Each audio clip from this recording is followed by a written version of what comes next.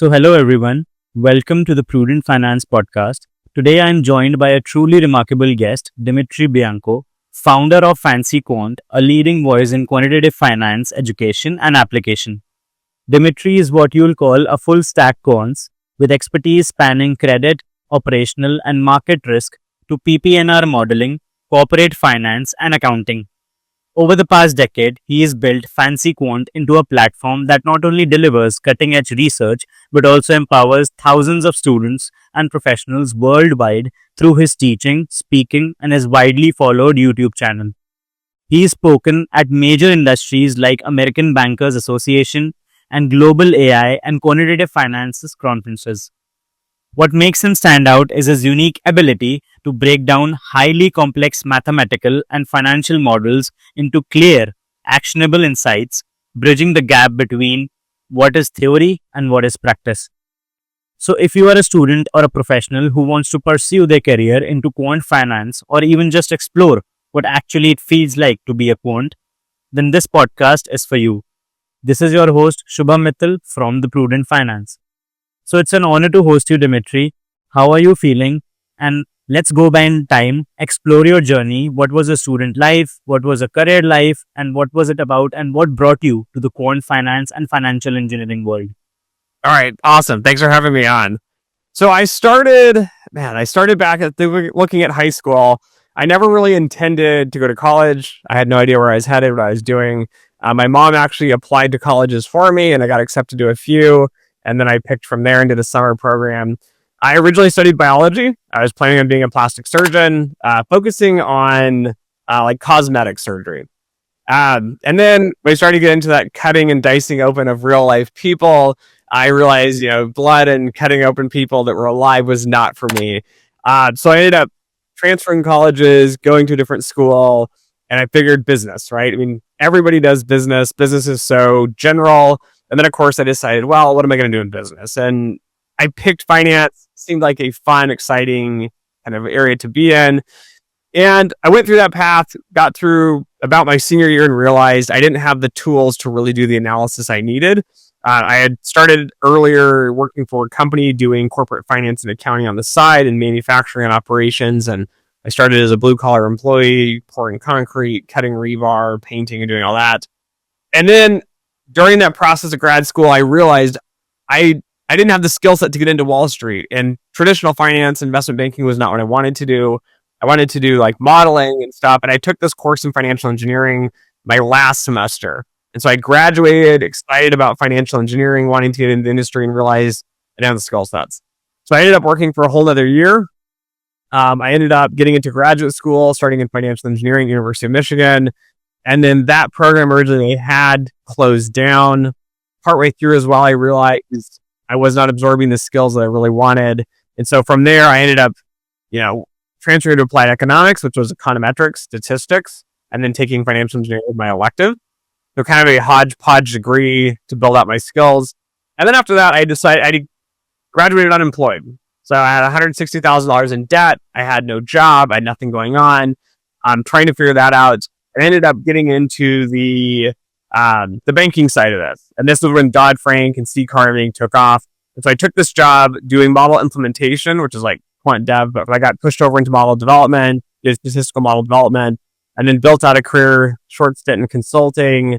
And then realized during this process, there were really not that many quant finance resources available online. I was kind of flying blind. I didn't know how to find a job when I graduated school.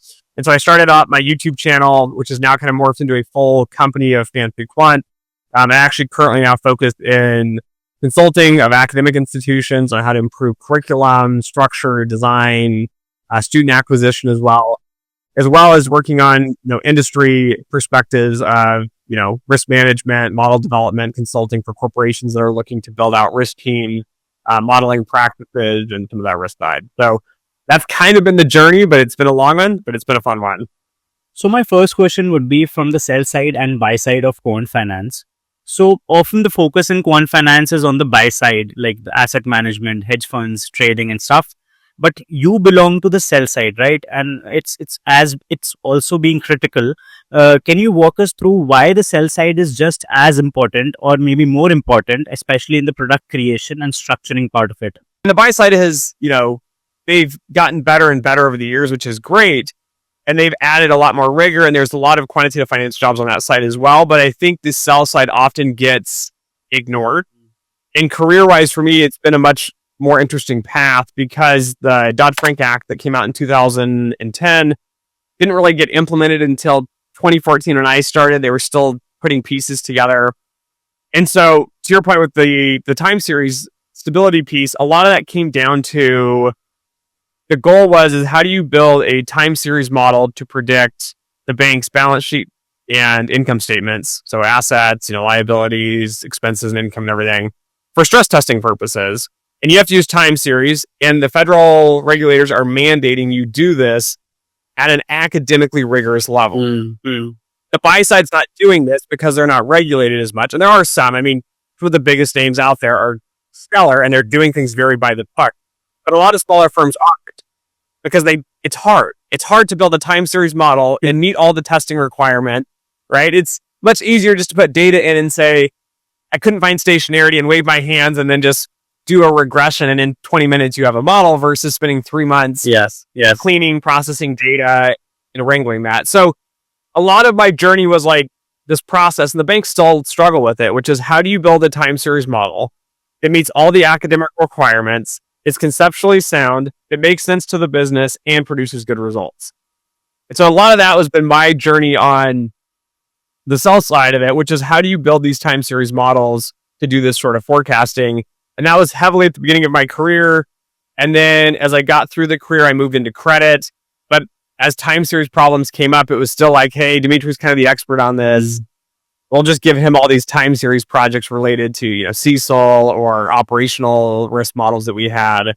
And so a lot of this career has been exciting in the sense that you pick one area and you grow, but also trying to kind of find these new opportunities across the board. No, it's actually true. And you were talking about the Dodd-Frank Act as well, which came after the 2008 financial crisis as well. And to my knowledge, what I've read, that the models which were before that were not that much stress tested or were not that much approved with the banks as they are now, right? Or after that they were. So I just wanted to know from your side as well, what was the changes after the 2008 financial crisis you experienced in your career and life as well, and in modeling as well, what you build through financial engineering as well, and what was the basic crux of the change between pre-2008 crisis versus after 2008 crisis, and what was the fundamental quant challenge for all the banks and all the financial institutions? Yeah, so I was on the ripple effect, like the crash hit, right? 2007, 2008. I was still in undergrad and then going through grad school, and that ripple came with the Dodd-Frank Act.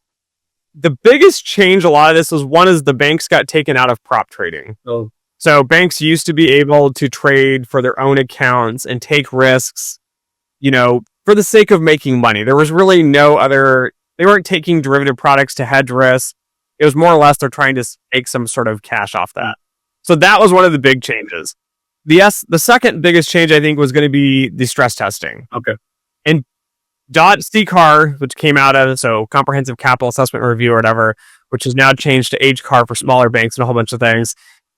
The goal of it was, how do you stress the bank based on economic scenarios? Okay. And this really wasn't being done prior, at least not as rigorously as it was done post, because nobody really cares. Everybody says we're making a lot of money. Risk was siloed. So market risk worries about market risk. True. Credit risk worries about credit risk.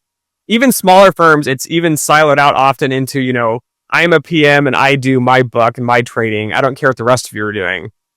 But when we had the 2007, 2008 financial crisis, there was a clear understanding that we're not independent. Everything is linked together. And even on a firm-wide level, each firm needs to be cautious of, two people taking the same position or one risk being correlated with another risk. And so a lot of the oversimplifications and the copula modeling that went in 2007, 2008 didn't account for the correlations. And so when one consumer defaulted on a mortgage, a second one defaulted, and a third one, and all of a sudden you had these domino effect that went through this. The other piece I think that is huge, which I don't know if a lot of people know from the outside looking in, is this document called SR 11.7. Okay. I believe there's a new version that came out this year addressing AI and everything with it. But SR 11.7 is more or less you need to actually validate your models. Okay. And this is not a tech validation. So I've learned from the tech industry, validation means you write code, you put data in, something comes out, and somebody validates that, meaning they put the same data in and they check to make sure the output's the same.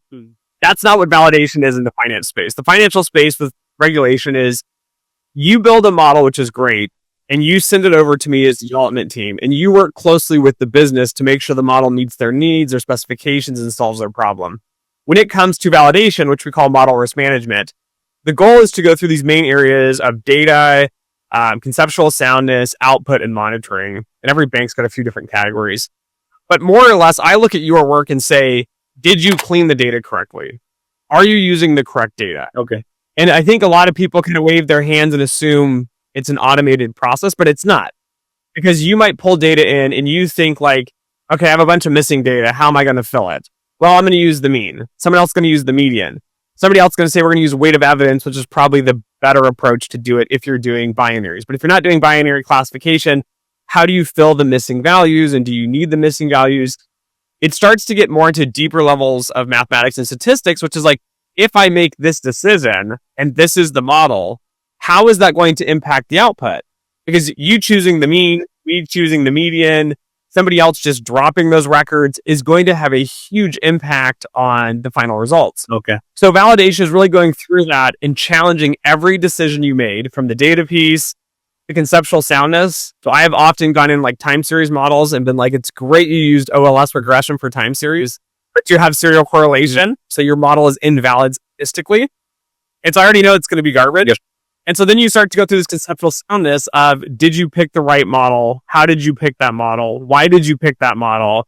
And then we even go into estimation procedures on how you even estimated the coefficients, because in models, there are sometimes multiple methods, for example, like using maximum likelihood to estimate something versus using OLS.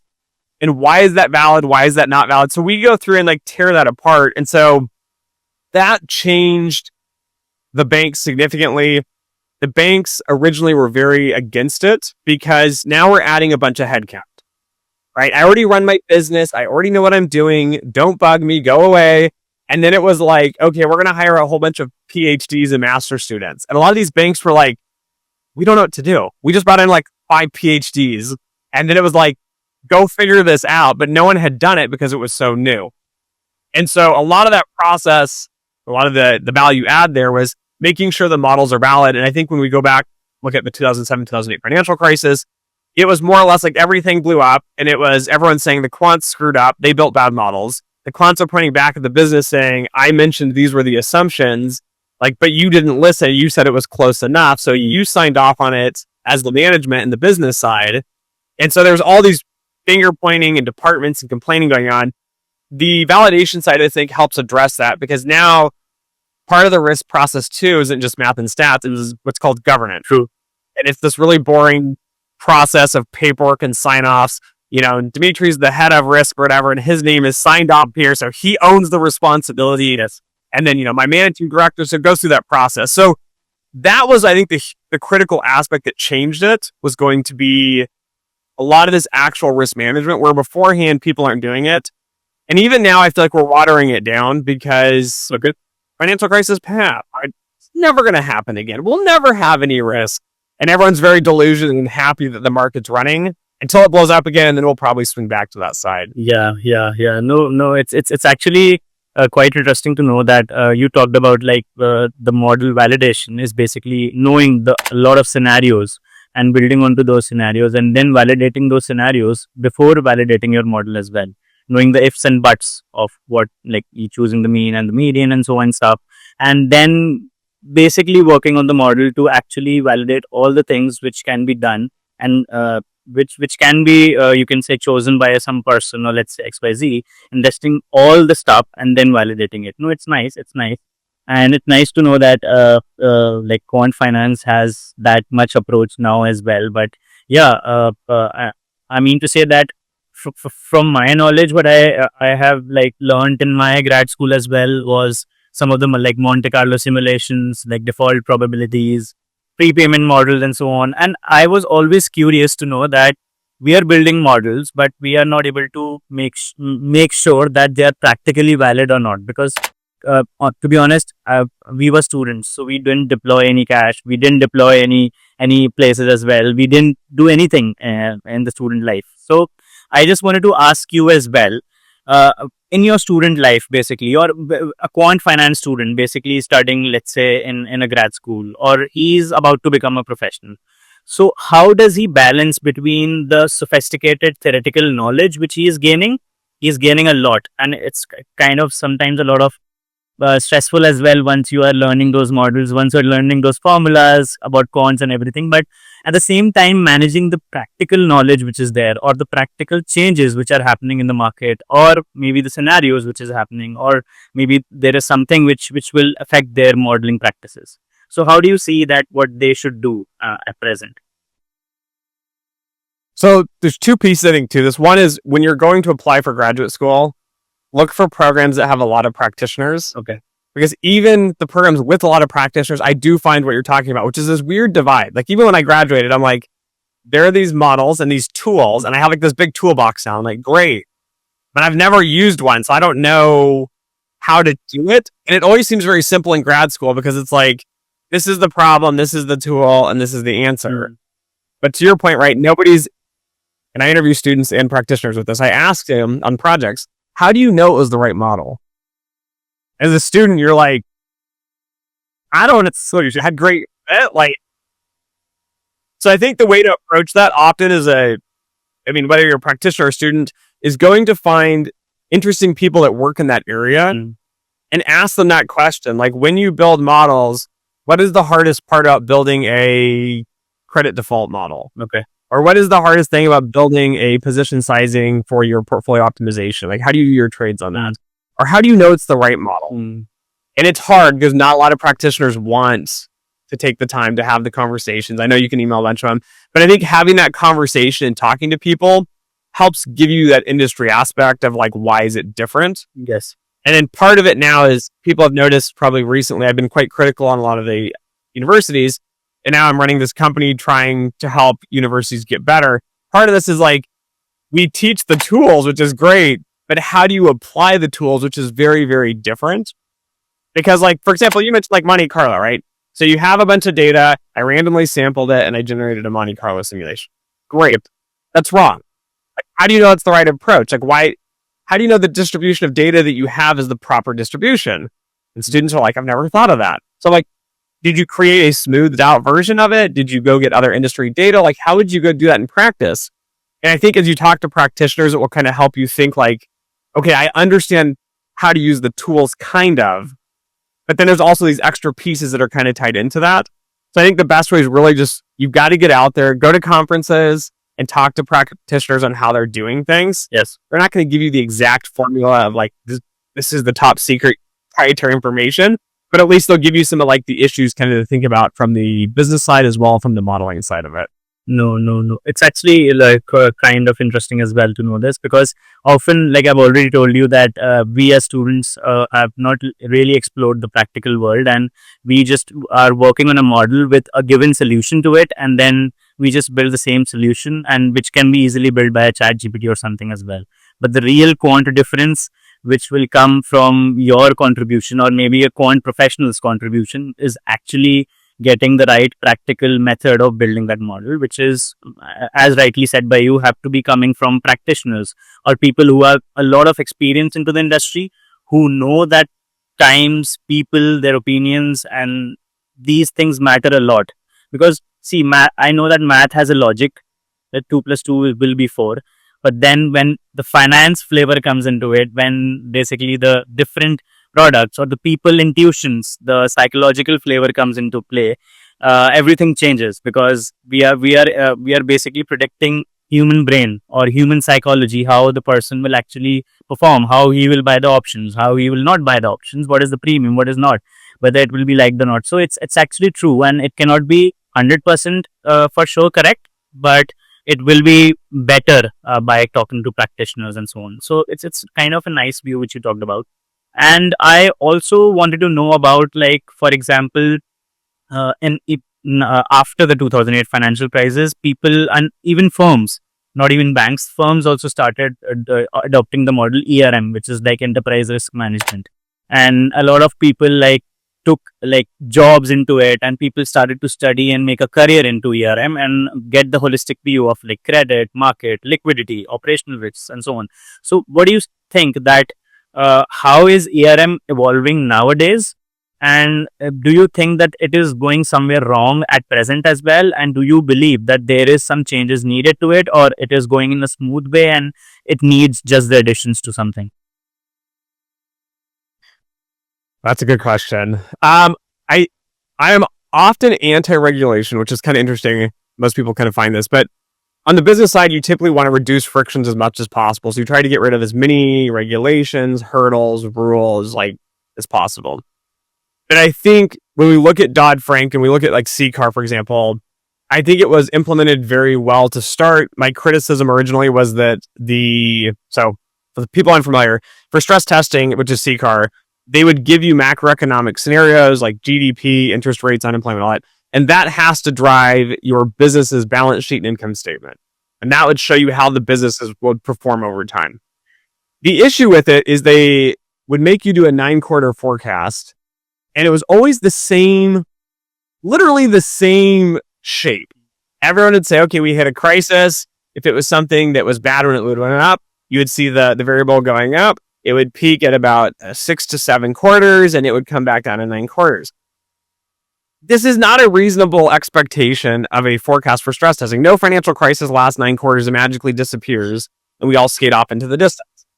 Also, from the modeling stance, like I already know what it's going to look like. Yes. Now, the magnitude of how high that peak's going to be, the Fed's going to tinker with it, make some slight adjustments, and the shape's going to change.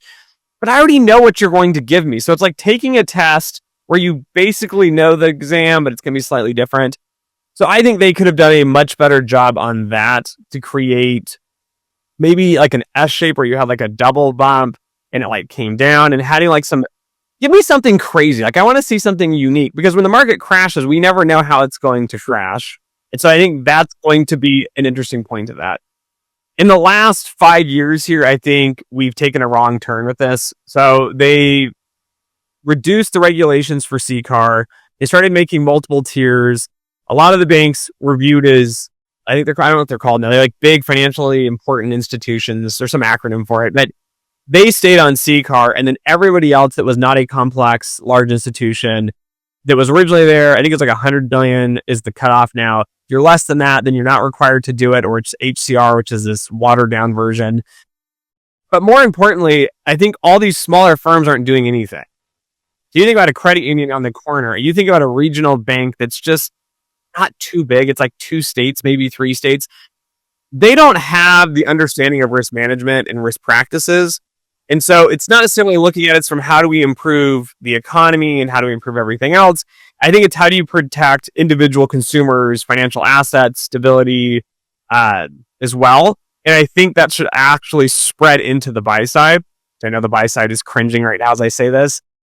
But I think we are not enforcing risk management, and then we're all shocked and surprised when something blows up. And right now we're in this gravy train portion where everyone's so happy and we're euphorically like the market's never going to crash, and we're making tons of money. And Jerome Powell just announced the rates are going to go down. And so I think on a regulatory stance, I think it needs to be increased a little bit. But more importantly, I think the breadth of it needs to cover a lot more institutions across the board. And I know it's going to increase cost, but I think there's too many kind of people just playing wild and loose. And then the question being is, does that impact institutions? Because we tend not to care about businesses and institutions. Does that impact consumers? How does it impact consumers? I think the whole concept of risk hit some sort of peak, and now we're kind of watering it down. And I think more institutions need to take it seriously. And it can be done cheap. I think a lot of people get frustrated. Like, I don't want to hire a governance team, all these staff and people. Often hiring like 2 or 3 people can make a wildly different result in your business. And actual result in better profits as well, because you'll be avoiding unknown risks that you currently don't see. So I think we're kind of in a weak state of risk right now. And I think that's going to come out to play whenever we hit some sort of bump in the road. Yeah. No, it's actually kind of mind changing as well to know that from you, that we are basically having a risk model which itself doesn't calculate all of the risks which are there or might generate in the coming times. And we need to basically, it should be a regularly updated ERM model, to be honest, whether you are working on a small scale or large scale, or there should be a preposition somewhere or the other that it's being tested by a lot of like financial engineers like you, or maybe it's validated properly, and then there's a particular state of the art ERM to be placed into different companies, and then we should work on that together, like with the professionals as well as the company on the policy side and the regulation side as well. So coming on to that as well, so I just wanted to ask you, following up on that let's say that nowadays things are changing quite fast. We are also seeing the companies, sometimes they go up and down, sometimes the stocks go up and down fast.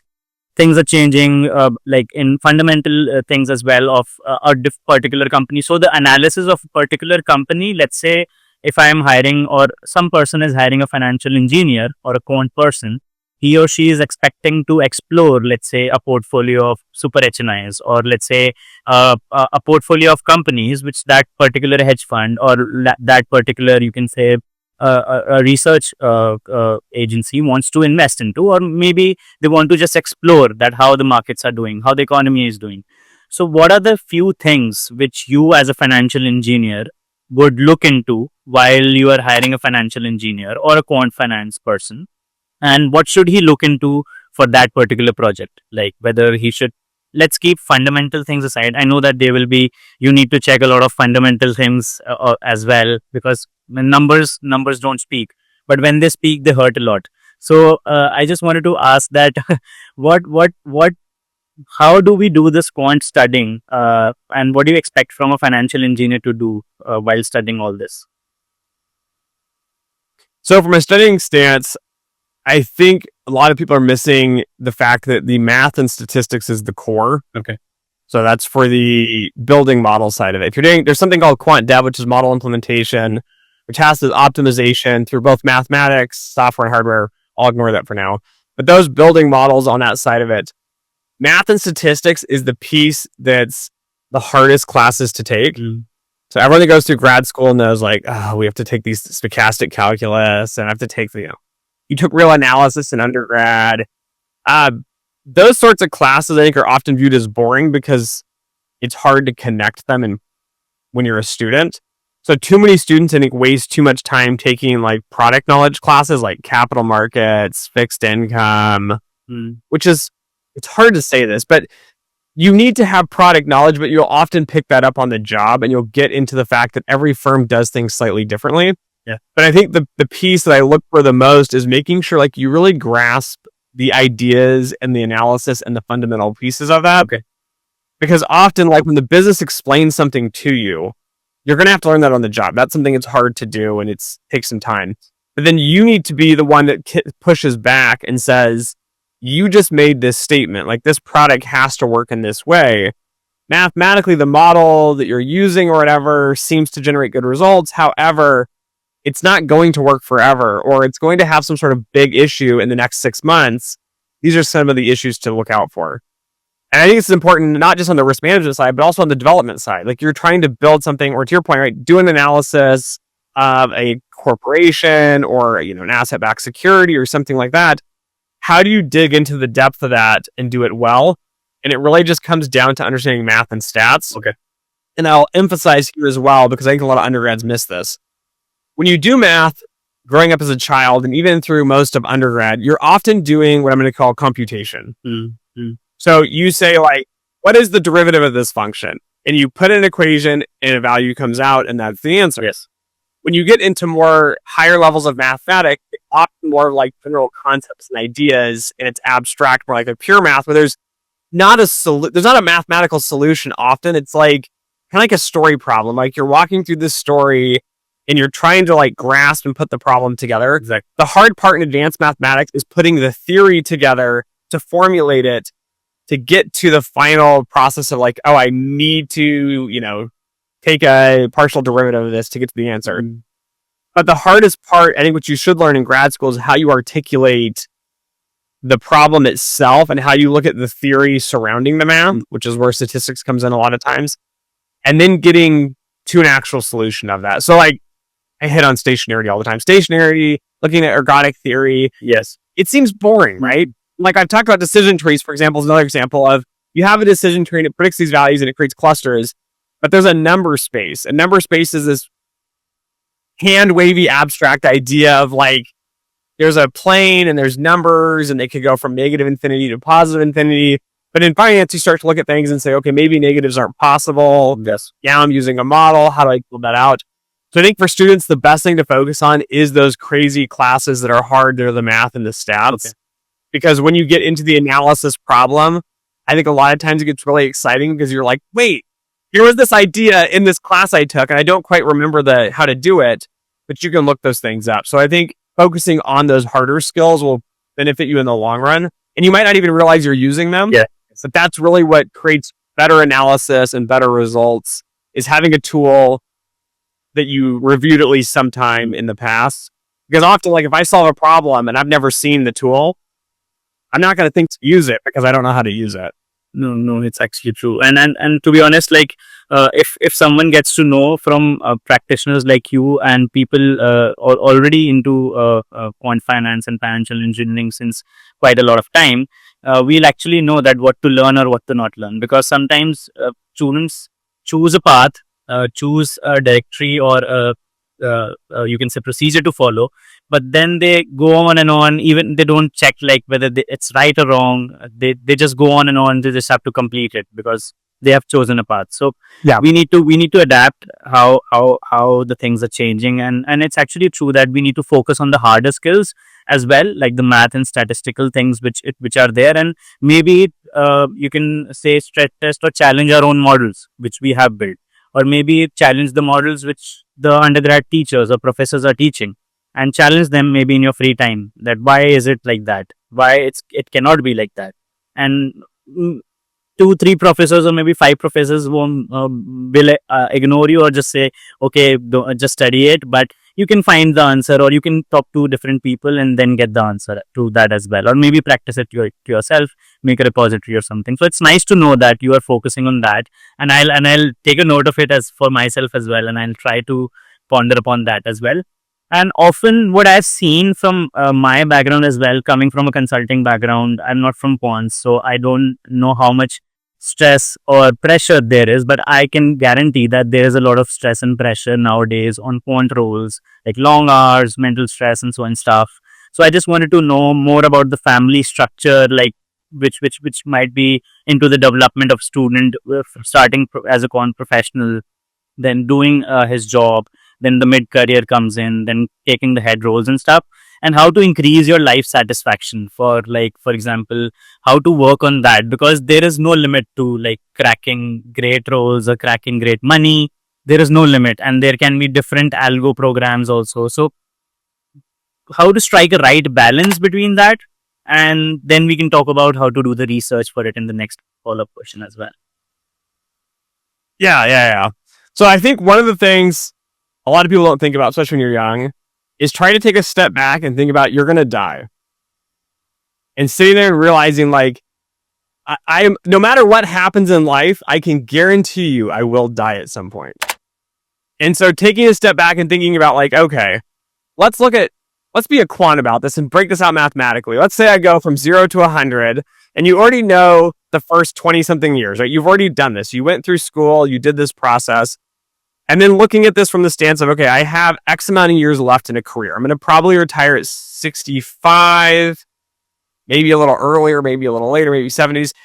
And then the rest of that, we can just chop off. Like you'll be old and whatever, which is fine. But let's focus on that middle piece, that working piece. But look at this from a life perspective.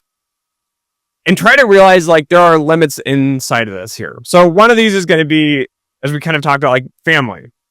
So I can spend all of my time and I can maximize my career and maximize my earnings. But what I try to explain to people is, let's say you maximize it and you're working 80 hours a week from now until 60 something. When you're 65, are you going to be able to go surfing? Are you going to be able to hike a large mountain? Probably not.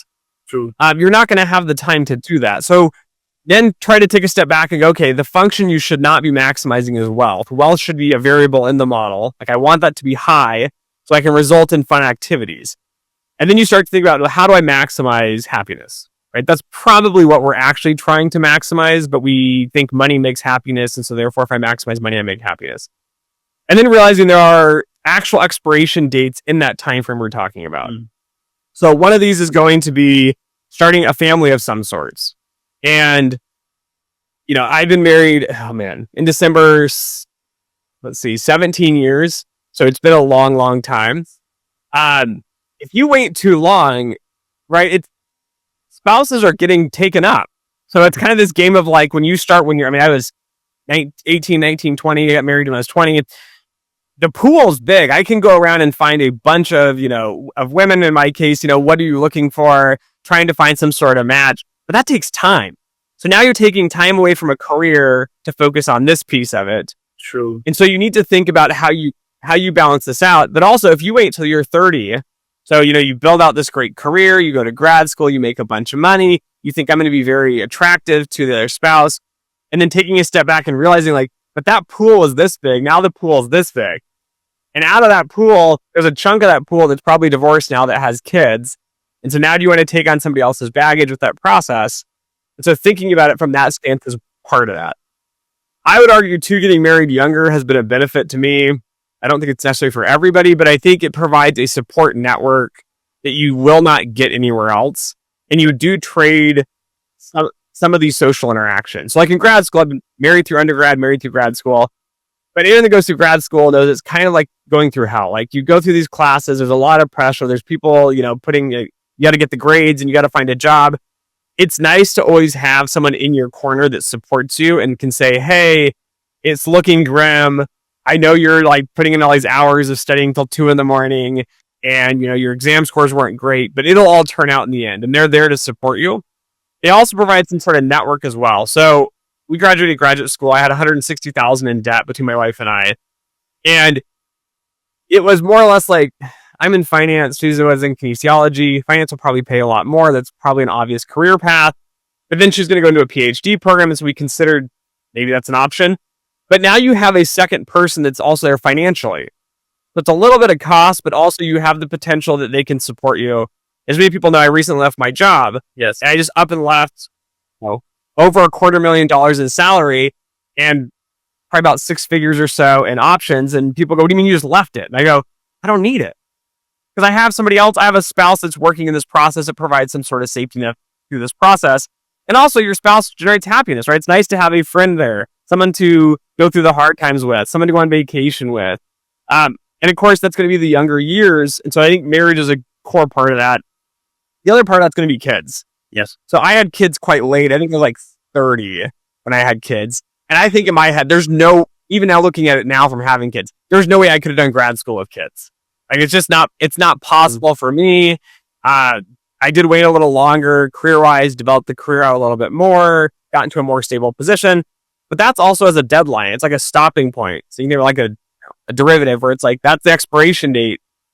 Women can only have kids to a specific age. And then biologically, you can no longer have kids or you increase the probability of disabilities and those sorts of things. But kids bring a unique perspective to life that you just don't see as an adult. I thought I get it. I know what kids are like. And then you have kids and you start to realize you're watching them grow and they're learning the ABCs, which seems so dumb, but they're so excited to learn a letter or to see what a bug looks like or to understand how the weather works. Dad, why is it thundering today? And so you're starting to get back into these exciting parts of this. And this brings a lot of joy. Kids bring a lot of pain and struggle as well. They're a lot of work. But I think when you look at this from a quant perspective and stepping back, right, you're trying to weigh life satisfaction and happiness with career and money. And typically money provides safety, as we talked about, but money can't buy you a good family. It can't buy you fun vacations in the sense of imagine going on your vacation by yourself all the time. It's fun, and then it gets to a point of why am I living? What is the point of this journey here? Because now as you start to take a philosophical step back and go, I'm going to die. What's the point? Why am I doing any of this? And I think a lot of kids start to add in this layer of okay, well, I'm passing on knowledge and I'm passing on a journey. And so I think for quants, it's, to your point, right, it's extremely hard because you need to work a lot of hours. It's very competitive. and you want to climb this sort of corporate ladder. Also, I can tell you, I got advice from my first job, and it was study and learn as much as you can, because that game is over now. Like, you had fun in grad school and you suffered through it, but the reality is, once you start a career and you start to get busy, right, you have a project, and that project has a deadline, and then, oh, you have free time. Well, can you take on this other project for me? And so by the time you start looking back, you realize, I ran out of time to learn. And so now you're trying to cut out time in your schedule to do it. And most practitioners at 5 years in start to realize, like, as you point out, the industry is moving fast. AI's come up on the scene. LLMs are going on. Like, how do you get in front of that? And so I think part of that is trying to understand, like, how do you balance life? And there's a lot more to life out there than people, I think, realize when you're young, because you're poor and you're struggling and you have no money and you need to figure out how to position yourself. But I'd also argue, like, make sure you take a larger step back and look at life of, I have these events that I only have so much time to accomplish. And if I don't accomplish them, it's going to be too late. Yeah. So, it can be a great way to end our podcast as well. And I just wanted to ask the last couple of questions to you, and then we can wrap it up. But it was so inspiring. I often see that people from my journey, and you can relate to it, that there's a lot of competition being built nowadays as well. And I know that it was in your times as well when you were a student or undergrad, but nowadays there's a lot of competition. People are starting to compare each other, and so on. So that builds the pressure. But from my perspective, what I have learned is that, and you must be knowing that consulting is a very tough market to work around. And being a finance consultant, I've seen that often there's a lot of, as you rightly pointed out, that there's a lot of projects, there is a lot of stuff, you don't get time for your own self. But to be honest, I also make sure that I especially take out time for my family. I especially take out time for my parents. I especially take out time for some time for my grandparents as well. And then make sure that I'm enjoying the life, what I'm doing. I'm enjoying what I am by working around. I'm not only into building and focusing on Warren Buffett's policy. I know that there's a policy, gain the 1 crore fast, or gain the $1 million fast, or 100K fast, and then it will be easy. I know it looks tempting. I know it looks tempting to build a portfolio of millions of dollars or something. But what looks more tempting is to get a good family, because that's not predictable. In quant terms, that there is no model to predict that you'll get a good family. You'll get a good, basically, family life, because maybe even your partner may be suffering from a lot of problems which you are ignoring just because you are focusing on your own career. So I would suggest that spend time with your partner, spend a lot of time with your kids, your parents, and do actually build what you wanted to. And coming on to that, I just wanted to ask you that there is a lot of stuff which goes on to things which are going viral, or things which are having a lot of money value. Only people are attracted to only that. But how to distract ourselves from that, or how to work on the real research, which sometimes you've talked about as well. How to work on the real research, maybe for the non-profits, maybe for your own self. How to dedicate some time on that? What's the reality for that? I think the reality for it is trying to view your career as a marathon. So I got caught up, like many people. You start the career, you want to jump, you want to get ahead, you're chasing the money, right? But I will tell you, there's no amount of money that will make you happy. Because if I tell you I'll pay you $250,000 this year, next year you're going to want $500,000. Fine, I'll pay you $500,000. The next year you're going to want $5 million. And then you look over at Elon Musk, well, he's a billionaire. I'm not making anything. But I think when you start to take a step back and thinking about, how do I do this in the long run? And part of this is the gratitude of understanding, in my belief, if you have about 80,000 a year or more, about 80 to 120, somewhere, depending where you live, that's enough to live happily, cover your expenses, do fun things. But part of that process too is, how do you find the time to do the research and stuff? You always have to cut out some sort of process here. So it might be taking the job that pays slightly less but values research, because research is what excites you, it drives you, it motivates you. There's an interesting article or kind of document by Gappy, who's a famous quant, and he mentioned in there, in part of this document, that essentially a lot of quants get to this stage of burnout And it's like they're researchers and they have a great career in the first 5-10 years, and then they just burn out and then they're gone. And I think to avoid that is how do you stay engaged in that process? And part of that's just reading. So trying to find a few hours a week to read like one of these textbooks. Just pick a textbook, have no goal or no intention. Don't do the problems. Don't try to complete a textbook. Often I'll come out and pick out a textbook and I'll just sit down and I'll read a chapter, and that's it. That tends to spark like, oh, I didn't know there was, let's look at Markov chains today. Like that was an interesting topic. Or let's look at, clustering algorithms. I think that's what keeps you engaged in the process and keeps you excited, is doing new things. I'm sure you're realizing too in a career, like you start to get more and more and more specialized. And so you start to do this one area because you're an expert, which is okay. But then it starts to get kind of gray and dull and boring because I'm already an expert. I've done this so much. I kind of want to do something new. With AI and ML on the scenes as well, I think it's a good time to explore. So I would encourage people to try to go find something to read, and don't put a goal on it. Too many people, I think, make this goal like, I'm going to finish this 300-page textbook or this 1,000-page textbook, but then often you fail because you never hit it. I think just taking the time out of your schedule to kind of read and study will keep you intrigued and interested. It will also open career opportunities because you run into somebody and you start talking to them about what they're working on, and you have this tiny little scope of understanding, but then it starts to grow. And often that can turn into jobs of like, well, you went from, I don't know, say some bank on the sell side doing credit risk, and then all of a sudden you got an opportunity to go work at like Meta doing, data science, data engineering, because that's an interesting topic to you. So I think trying to cut out enough time just to kind of read and stay engaged a little bit will kind of satisfy you, but also kind of open new career opportunities and kind of allow your life to go towards more of what makes you happy. I think too, though, it's getting at like, what are you going to do with the money? Right? I don't think a lot of people think that through. Like, I think like if I gave you a bunch of money and people go, I'd buy this really cool car and I go on this vacation, and they go, great. So then we can start getting into legacy. Like, do you want a building named after you? Do you want a university named after you? Do you want, like, to your point, right? What's going to stick around? I mean, because there's lots of billionaires that make a lot of money and then they live and they die. I have no idea who they are. Like, no one's heard of them except for the people. But I think a lot of times if you think larger on like, what are you going to do with that money? I think to your point, right? You start to get into this like, well, I would have a cool car, but that's not going to make me that happy. And I'll probably get bored of it and I'll want a new car. But then to your point, right? Like maybe you do want a building or you want to build some sort of legacy out of this.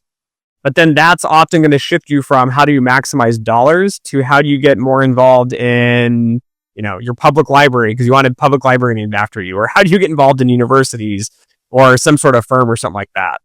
So those are great points on, like you're hinting at here too, is like, what are you doing on this legacy setting of where are you headed with it? These are quite interesting points from your side as well. And I've recently started asking my podcast guests this final question, and which is one of the startup ideas or startup projects which you may not have explored, but you want to do it in the coming future, and which is one of the one country which you want to visit, which is like a dream country for you, or like you want to visit it and explore it more. One of the startup projects or startup ideas which you want to do may not be oriented to your present work, but it's related to overall your field. Yep. That's a good question. Projects of interest that I'd like to do and work on. Explainability in ML is like a hot topic for me. It's something I enjoy digging into and researching and building. But I think building a business around that, there's a lot of garbage fintech companies out there, financial technology. And I don't think a lot of people realize like a lot of these companies do successful and they get bought out. Like Zelle is a perfect example, right? It wasn't built by each bank. It was a company and a startup that it got purchased and spread around and everything. So I think for projects, it's just looking at like machine learning explainability. So I recently had a paper on kurtosis, completely out of realm of my company. They're like, oh, this is interesting. It could apply. And I'm like, it could, but it's more like a personal interest. So that's probably the project of focus to work around. And part of my new company, Fancy Quant, is around consulting in the risk space and quantitative finance space. And it covers partially like the explainability and use of ML and ML systems for doing that. So that's that. Countries to visit. That's a good question. just go to Italy. So my family 3 generations ago is from Italy. I've never been. Don't tend to like to travel. Um, but Italy, I think, would be a great place to view and visit. Just because like the history, the architecture, the people. But again, if I visit, it's trying to get out of the big cities and trying to get more into the smaller places. Because I feel like you don't really get to learn. Like when you go to like, let's say you go to Paris and you the Eiffel Tower and you're like, great. And you go to the tourist spots and everyone's speaking English. It's like, it's a fake tourist setup. But when you go to, the smaller towns, the smaller cities, you get to feel more like, what is it like being that person? Like India, right? I mean, I'm sure like you go to like the big cities, it's bustling, it's exciting. But when you go to like smaller places, you can kind of see different food, different styles, and kind of see really how people can interact and live. So thank you so much, Dimitri, for joining our Prudent Finance podcast. It was an honor to host you, and there were super exciting insights from your side. And I am sure that people and audiences will love it. And they would truly, I would highly recommend to go to your Fancy Quant site and also check out your Fancy Quant YouTube channel, where you have been tremendously exploring about quant finance and financial engineering and teaching a lot of students and professionals as well about the realities of quant finance and how to be a quant. So thank you so much for that. And I hope that I meet you in person in some time as well soon. And hopefully we'll be collaborating more in coming times as well. So thank you so much, Dimitri, for joining my podcast as well. Right. Awesome. Thank you for having me.